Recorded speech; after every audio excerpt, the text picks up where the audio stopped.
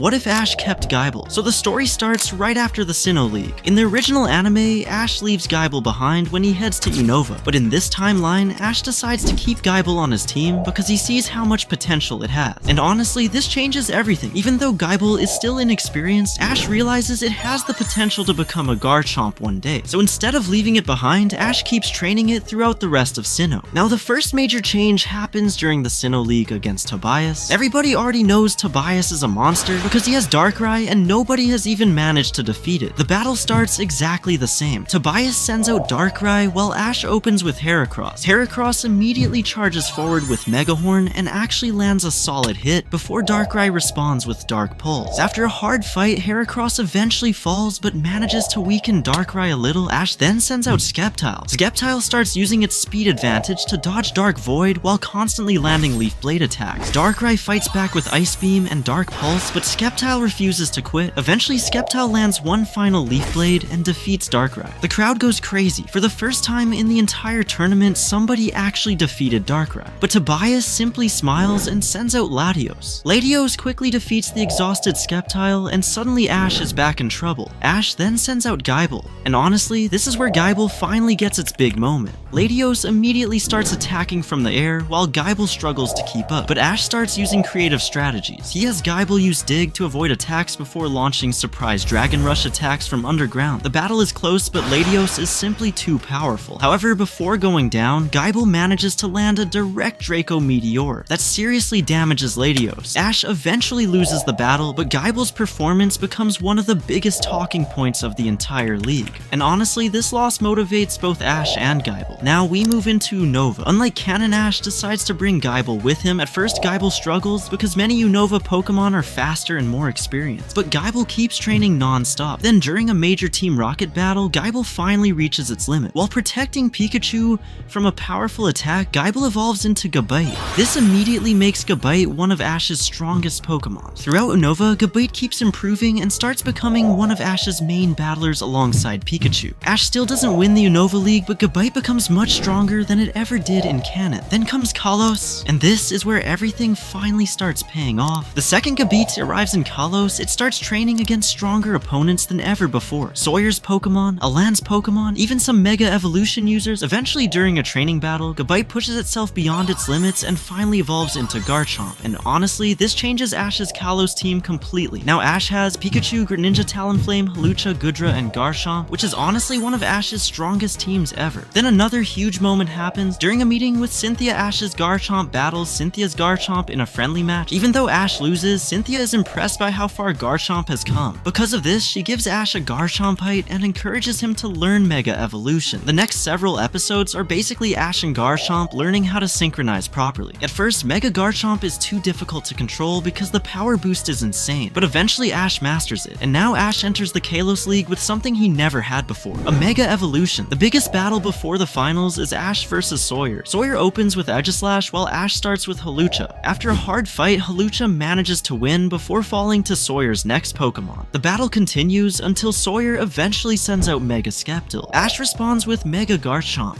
The entire stadium goes crazy. Mega Sceptile uses its speed advantage early and lands multiple attacks, but Mega Garchomp's raw power is simply too much. After a long battle, Mega Garchomp defeats Mega Sceptile and secures Ash's place in the finals. Now Ash is finally heading toward Alan, and for the first time in his journey, Ash has both Ash Greninja and Mega Garchomp on the same team. The Kalos Championship is about to begin. Guys, please like and subscribe since it's a brand new channel, and now let's get into Ash versus Alan. This is the biggest battle of Ash's life. On one side is Ash Ketchum, with Pikachu, Talonflame, Hawlucha, Goodra, Ash Greninja, and Mega Garchomp. On the other side is Alan with his incredibly powerful team led by Mega Charizard X. The battle starts with Alan sending out Tyranitar, while Ash chooses Hawlucha. At first, Tyranitar dominates using its raw strength and durability, but Hawlucha uses its speed to stay alive and eventually lands a massive flying press that takes Tyranitar down. However, Hawlucha is exhausted and falls to Alan's next Pokemon shortly afterward. The battle continues back and forth with both trainers trading knockout. Eventually, Alan land sends out Bisharp. Ash responds with Garchomp. At first, Bisharp actually gives Garchomp problems because of its steel typing, but Ash Mega evolves Garchomp and completely changes the fight. Mega Garchomp starts overwhelming Bisharp with pure power. Eventually, one massive earthquake defeats Bisharp and puts Alan on the defensive. Now both trainers are running low on Pokemon. Eventually, it comes down to Alan's Mega Charizard X against Ash's remaining two aces, Mega Garchomp and Ash Greninja. Ash sends out Mega Garchomp first. The battle is absolutely insane. Mega Charizard X has the advantage in speed, while Mega Garchomp has the advantage in raw power. The two trade Dragon Claws across the battlefield while the stadium erupts. Eventually, Mega Charizard X wins, but not before taking massive damage. And honestly, that's the difference. In canon, Ash Greninja fought a much healthier Alan's Charizard, but this time Charizard has already gone through a brutal battle with Mega Garchomp. Now Ash sends out Greninja. Ash Greninja versus a weakened Mega Charizard X. The final battle is much closer than canon. Greninja starts using its speed advantage while Charizard responds with overwhelming power. The two clash repeatedly until Ash Greninja lands one final giant water shuriken directly through Charizard's blast burn. Mega Charizard X finally falls. The stadium goes silent, then explodes. Ash finally did it. Not Kanto, not Johto, not Hoenn, not Sinnoh, not Unova, Kalos. After years of losing leagues, Ash finally becomes a champion. And honestly, Garchomp is one of the biggest reasons why. Without Mega Garchomp weakening Alan's Charizard, first Ash probably never wins. After the Kalos League, Ash heads to Alola, but unlike canon, Ash is no longer entering as an underdog. He's entering as the Kalos champion. The second he arrives, people start hearing stories about the trainer who defeated Alain and owns a Mega Garchomp. Now Ash still catches Rowlet, Litten, Rockruff, and the rest of his Alola team because Ash still loves training new Pokemon. But Garchomp immediately becomes the veteran of the group. Whenever the younger Pokemon struggle, Garchomp is usually the one helping them train. Rockruff especially benefits because Garchomp constantly pushes it to become stronger. Now eventually the Alola League arrives, and honestly Ash's path becomes easier than canon because he already has champion level experience. The biggest battle is against Gladion. The battle starts similarly to canon with both trainers trading wins. Eventually Gladion sends out Silvally. Ash responds with Garchomp. At first Silvally keeps changing types trying to gain the advantage, but Garchomp's experience is simply too much. After a long battle, Garchomp defeats Silvally and gives Ash the momentum he needs. Ash eventually wins the Alola League as well. Then comes the exhibition battle against Professor Kukui. This is honestly one of the toughest battles Ash has ever fought. Kukui's Incineroar manages to push multiple members of Ash's team to their limit. Eventually Ash sends out Garchomp. The battle between Garchomp and Incineroar becomes a brutal clash of power. Incineroar lands several huge hits, but Garchomp refuses to stay down. After an exhausting battle, Garchomp finally wins. Ash goes on to defeat Kukui and leaves Alola stronger than ever. Now Ash has accomplished something nobody expected. He's a two-time league champion, and next he's heading toward the World Coronation Series where the strongest trainers in the world are waiting, including Cynthia, including Steven, and eventually Leon. It starts with Ash heading into the World Coronation Series. After his adventures in Alola, he decides to take on the strongest trainers in the world and see how far he can go.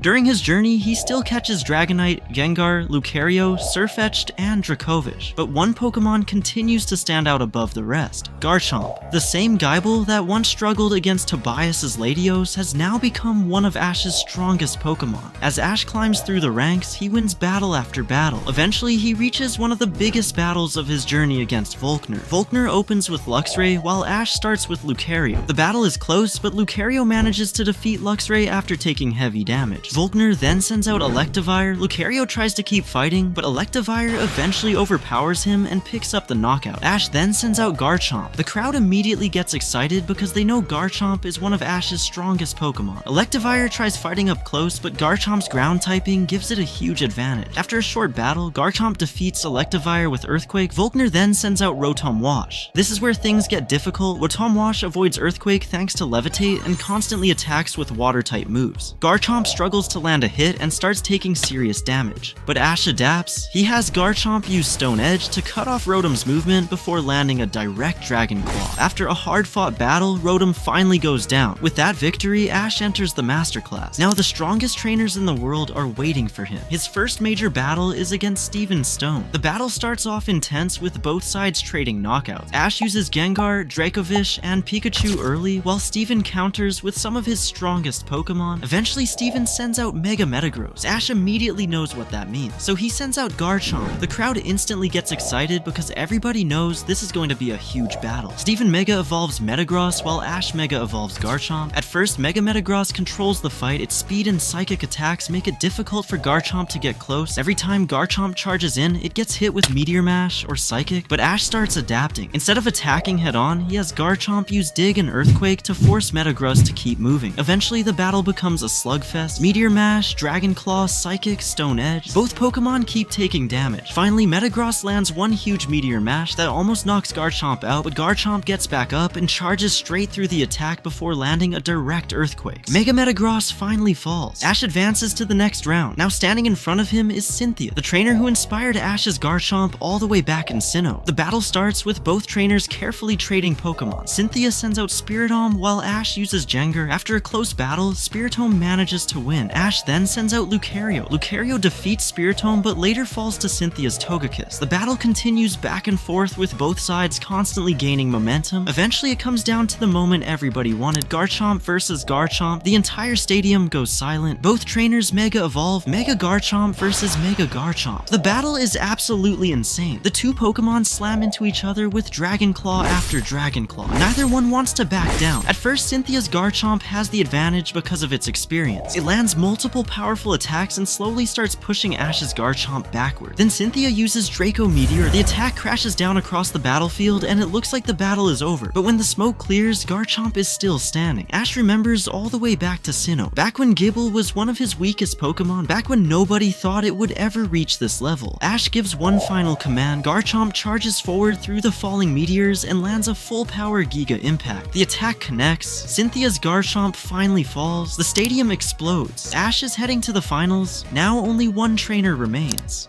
Leon, the strongest trainer in the world. The battle is everything fans hoped it would be. Both sides trade victories throughout the match. Dragonite gets a win before going down. Lucario gets a win before falling. Dracovish manages to weaken one of Leon's strongest Pokemon. Eventually, the battle reaches its final stage. Leon still has Gigantamax Charizard. Ash still has Pikachu and Mega Garchomp. Ash sends out Garchomp first. Leon immediately Gigantamaxes Charizard. The battlefield erupts into flames as Gigantamax Wildfire covers the arena. Most Pokemon would go down immediately, but Garchomp keeps charging. The two exchange massive attacks, Dragon Claw, Max Wormwind, Earthquake, Max Airstream. Neither Pokemon gives an inch. At one point, Charizard blasts Garchomp directly with a powerful attack that sends it crashing across the battlefield, but Garchomp stands back up, just like it did against Tobias, just like it did against Cynthia. Garchomp keeps fighting. Eventually, Garchomp lands one final Stone Edge directly into Charizard. The attack does massive damage, but after giving everything it has, Garchomp finally collapses. And honestly, that's all Ash needed, because Leon's Charizard is now heavily weakened. Ash sends out Pikachu. The final battle becomes Pikachu versus Charizard. The entire world watches as the two strongest Pokemon on each team clash. After one final exchange, Pikachu comes out on top. Ash becomes world champion. And honestly, this feels like the perfect ending for Gible's story. From struggling in Sinnoh to becoming Gabite to becoming Garchomp to mastering Mega Evolution. Garchomp helped Ash win Kalos, defeat Cynthia, and finally become world champion. And honestly, that's probably the future Gible always deserved. Hope you guys really like this video. You guys did vote for this idea in my post, so I hope you guys really like this, and make sure to click on this video right here of what if Ash kept all of his ace Pokemon.